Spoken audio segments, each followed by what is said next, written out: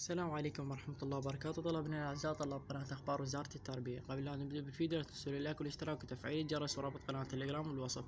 أولا، وزارة التعليم تعلن إطلاق استمارة التقديم على قبول المركزي، يعني طلاب السادس الإعدادي اللي نجحوا فرع علمي أو أدبي السادس إعدادي اللي نجحوا من السادس أو الدور الثاني أيضا يقدرون يقدمون على الجامعات الحكومية والمعاهد.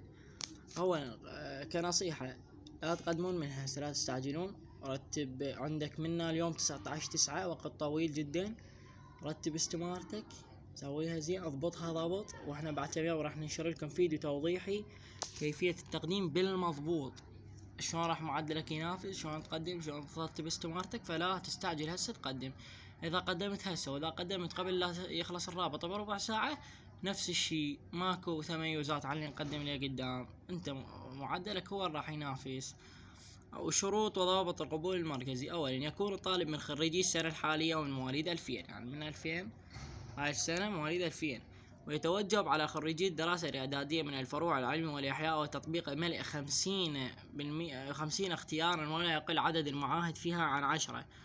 ثالثا يتوجب على خريجي الفرع الأدبي ملء ما لا يقل عن 25 اختيارا ولا يقل عدد المعاهد فيها عن 10، فيما حددت خريجي فرع الفنون 10 اختيارات ولا يقل عدد المعاهد فيها عن خيارين.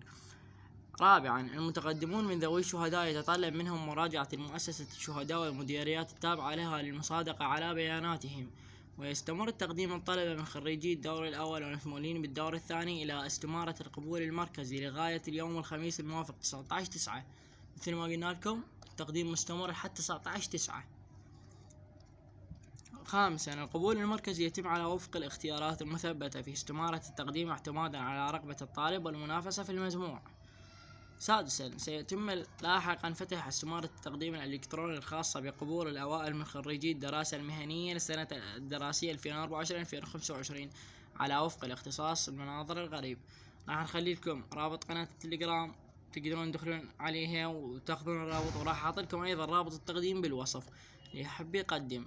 راح تطلع لك استمارة، انت راح تطلع لك خيارات: هل انت من ذوي شهداء او انت كطالب عادي او شو تقدر تقدم. نصيحة لك رتب استمارتك زين، يلا تقدم. لا تقدم هسه قبل، لا تقدم على السريع، ترى نفس الشيء وقت ما تقدم قدم.